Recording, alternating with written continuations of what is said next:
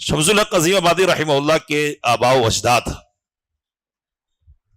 بھی مالدار لوگ تھے، کوٹھیا حویلیہ اور رئیس علاقے کے اس طرح کے لوگ تھے، تو ان کو بھی سہولت تھی، تو انہوں نے اپنی سہولتوں سے فائدہ پہنچایا لوگوں کو، تو پڑھاتے تھے جن کو، ان کا استقبال کرتے تھے، ان کے کھانے پینے کا سارا انتظام کرتے تھے، یہ سارا ہوتا تھا اپنی طرف سے کرتے تھے، تو یہ پڑھنے پڑھانے کا کام بھی کرتے رہے، اور پھر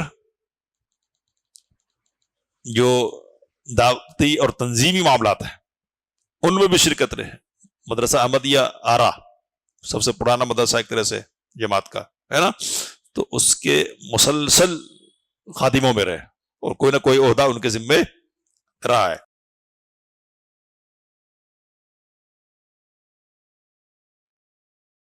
حالات آپ کے سامنے رکھے گئے،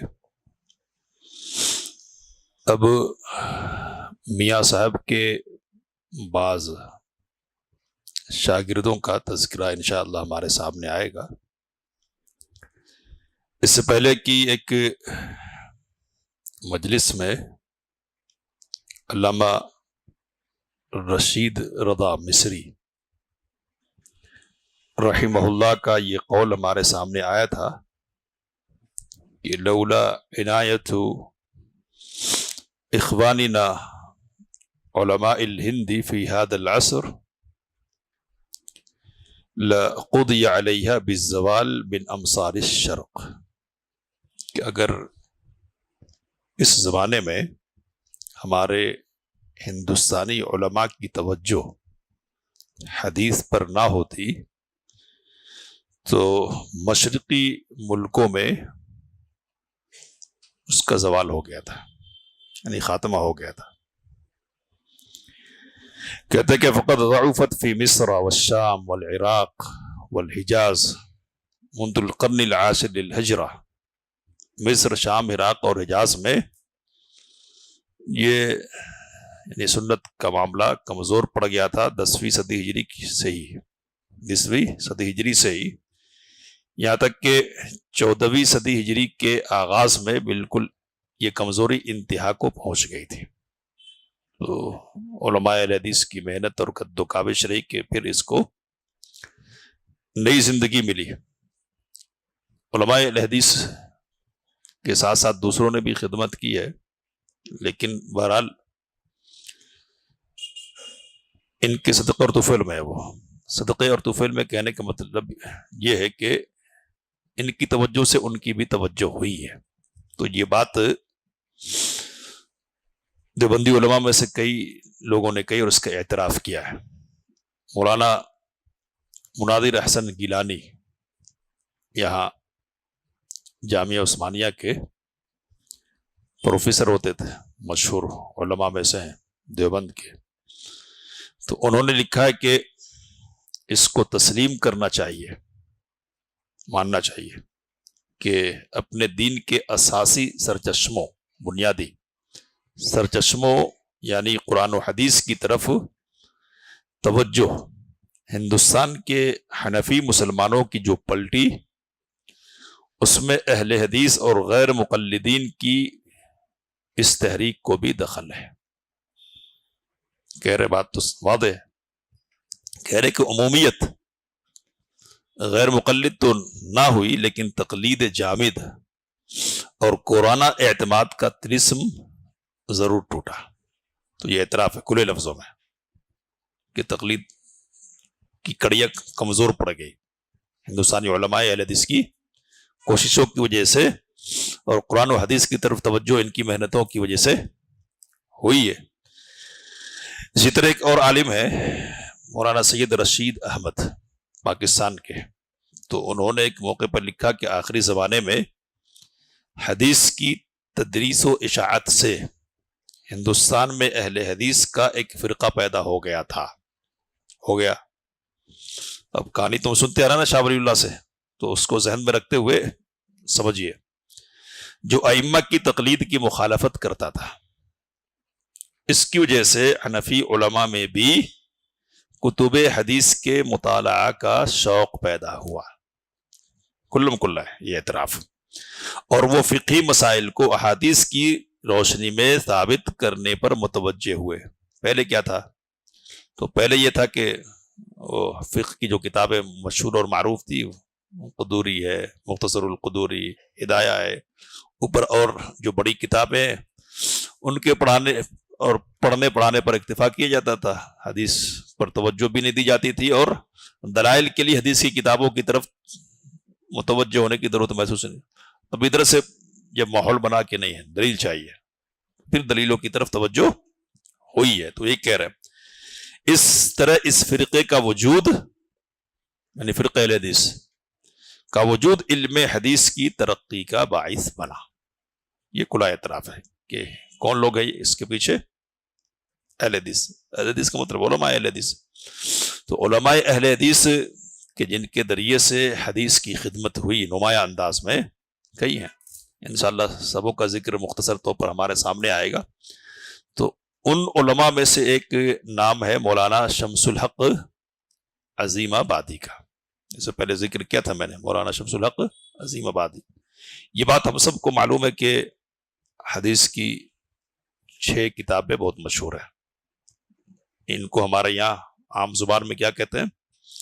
صحاح ستہ کہتے ہیں. ویسے کتب ستہ ہے، یعنی 6 کتابیں کتب ستہ. تو اکثر روایتیں ان کی صحیح ہیں، تو اس بنیاد پر اکثر کا اعتبار کرتے ہوئے ان کو صحاح کہہ سکتے ہیں، یعنی صحاح ستہ. تو ان 6 کتابوں میں ایک کتاب ہے سنن ابی داود، مشہور کتاب ہے. تو سنن ابی داود کی ایک شرح ہے عربی میں عون المعبود کے نام سے. عون المعبود کے نام سے یہ زیادہ مشہور ہے. ایک اور مختصر شرح غایت المقصود کے نام سے. تو اب کوئی اگر سنن ابی داود پڑھنا چاہتا ہے یا پڑھانا چاہتا ہے تو پڑھنے پڑھانے سے کے لیے اس کتاب کی طرف رجوع کرنا ہی پڑتا ہے، شرح کی طرف، ہے نا. اور علماء جو اس وقت کے عرب بڑے بڑے علماء ہیں تو تشریح میں بڑے اونچے الفاظ میں کہتے ہیں قال العظیم آبادی. کیا کہتے ہیں؟ قال العظیم آبادی. اب ہم یہاں کیا کہتے ہیں؟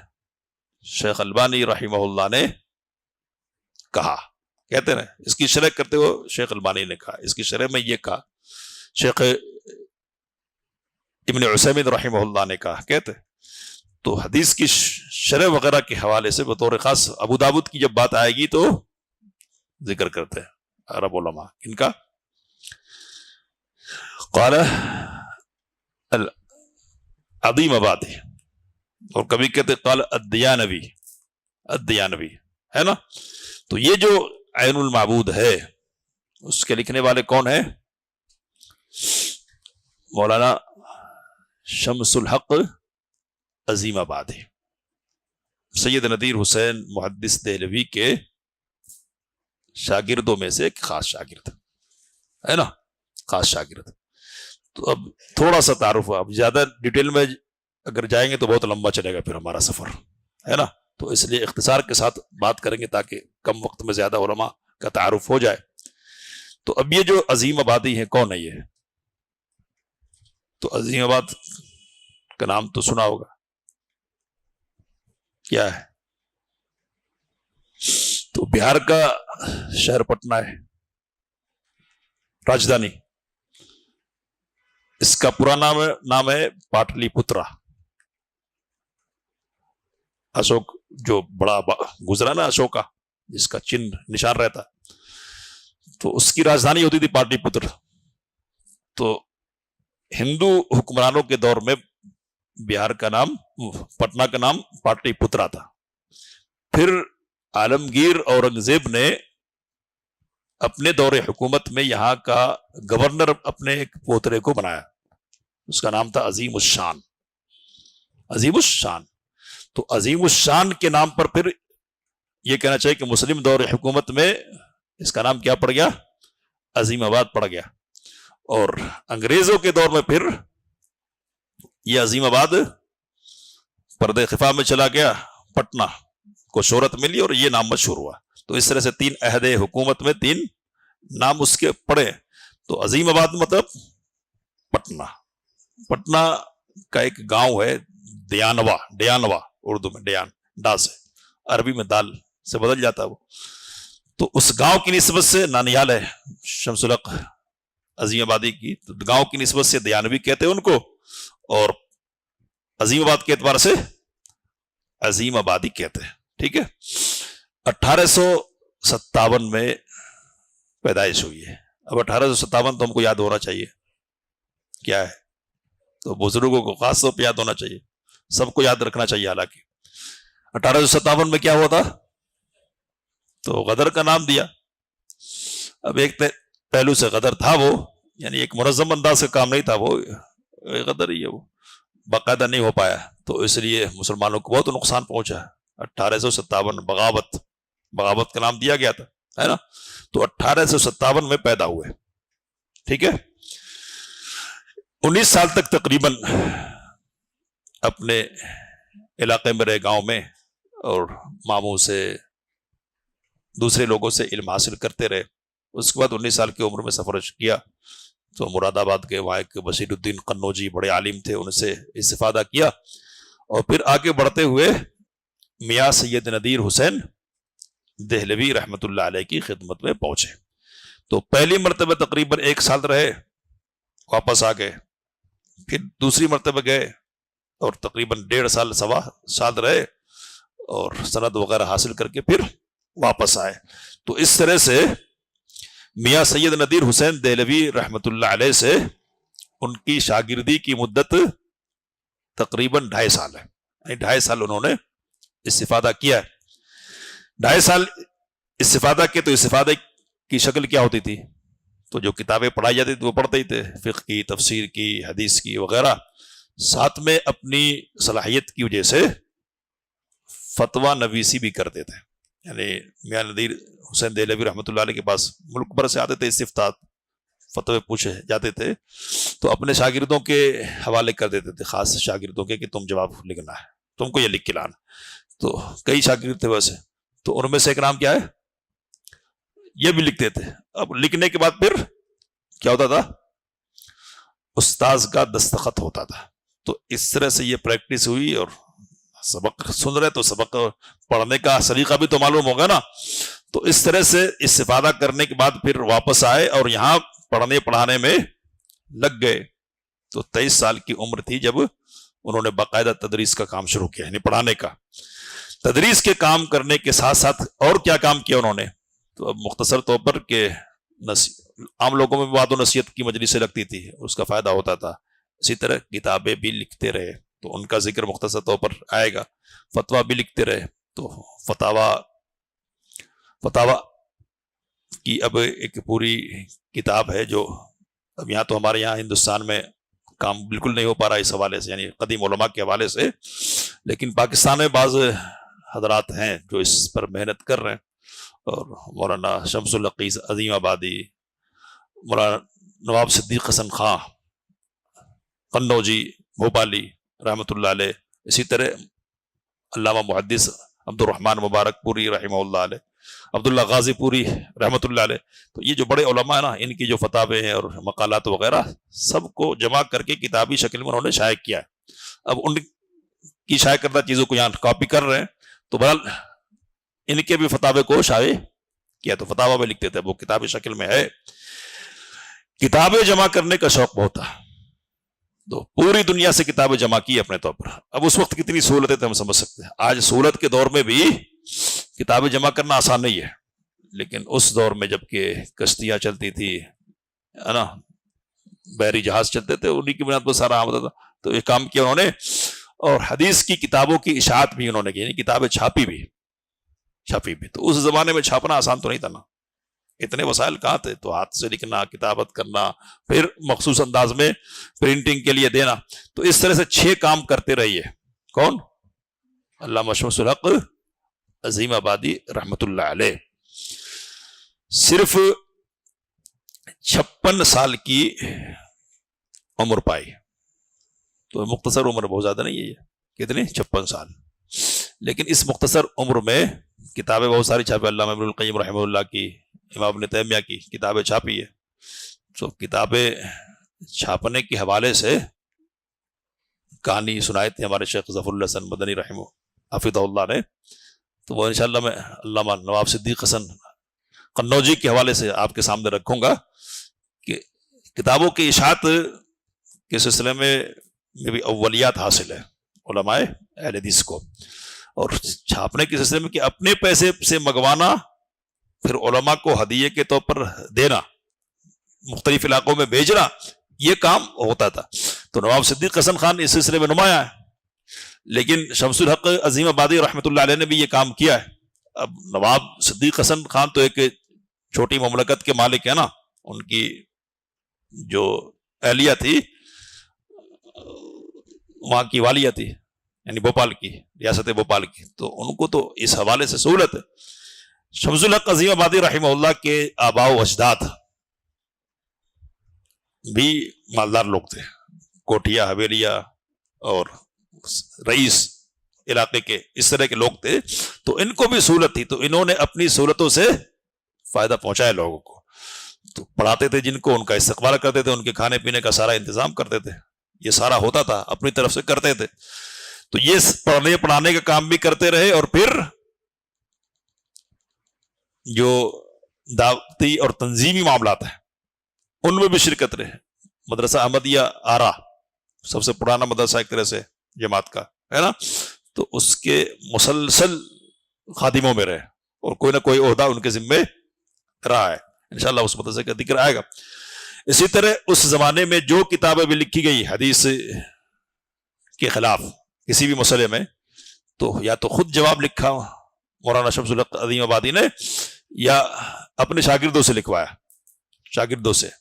تو اب وہ کتابیں کیا لکھے؟ ظہیر احسن شوق نیموی ایک پٹنائی کے علاقے کے ایک حنفی عالم گزرے ہیں، بڑے متعصب حنفی تھے، تو اب آثار السنن کے نام سے کتاب لکھی انہوں نے، جیسے مشکات ہے نا، تو ساری حدیث ہے۔ اب حنفی جو دلائل ہیں حنفی حدیث میں، ان کو جمع کیا آثار السنن کے نام سے۔ اور پھر عمر کریم پٹنوی ہے جس نے امام بخاری رحمہ اللہ پر اعتراض کیا وغیرہ۔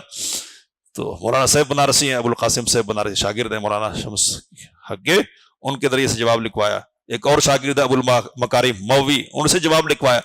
اسی طرح مولانا شبلی نعمانی مشہور نام ہے، تو سیرت النعمان لکھی انہوں نے، سیرت النعمان امام ابو حنیفہ رحمہ اللہ کی سیرت پر، تو اس میں بڑا مبالغہ سے کام لیا، اور کچھ اعتراضات بھی کیے امام بخاری پر، تو اس کا بھی جواب لکھوایا۔ بلکہ عبدالسلام مبارک پوری بڑے عالم گزرے ہیں، عبید اللہ مبارک پوری رحمہ اللہ کے والد صاحب، تو سیرت البخاری میں کتاب لکھی ہے انہوں نے، لکھی اس دور میں، اس کو عربی میں کیا، بعد میں ایک ہمارے عبدالعظیم بستوی رحمۃ اللہ علیہ انتقال ہو گیا، تو کہتے کہ عربی ہو یا اردو، امام بخاری رحمہ اللہ کے حوالے سے ویسی کوئی کتاب ہے ہی نہیں اس دور میں، سہولت نہیں ہے، اس کے باوجود تو اس کے لکھوانے میں مولانا شمس الحق عظیم آبادی رحمہ اللہ کی کردار تھا۔ وہ مکمل نہیں ہوئی، اس سے پہلے وفات ہو گئی، اور کیسے وفات ہوئی ہے؟ تو تعاون کے ذریعے سے، تعاون کی بیماری پھیلی، 6-7 دن بیمار رہے اور اس دنیا سے رخصت ہو گئے۔ تو اب یہ بہت ساری کوششیں ہیں، اب کتابیں جو لکھی ہے نا وہ بہت ساری ہیں، تو ان میں سے ایک کا ذکر کیا میں نے، عون المعبود سب سے مشہور ہے، سنن ابی داؤد کی شرح ہے نا۔ اسی طرح غایت المقصود، یہ بھی سنن ابی داؤد کی شرح، عربی میں سمجھ رہے نا۔ اس کے بعد سنن دارقطنی ہے، حدیث کی کتاب ہے یہ بھی، تو اس کی بھی شرح لکھی ہے۔ امام بخاری رحمہ اللہ نے بعض الناس کا لفظ استعمال کیا بخاری میں، کہ بعض لوگوں نے یہ کہا ہے، تو بعض لوگوں سے مراد امام ابو حنیفہ ہوتے تھے، تو کچھ لوگوں نے یہ کوشش کی کہ نہیں اس کو غلط ثابت کیا جائے، تو اس پر لکھا کتاب کہ نہیں مراد تو وہی ہے۔ اسی طرح فجر کی 2 رکعتیں پڑھتے ہیں، چھوٹ جائے تو کیا کرنا ہے؟ پہلے کیا کرنا ہے؟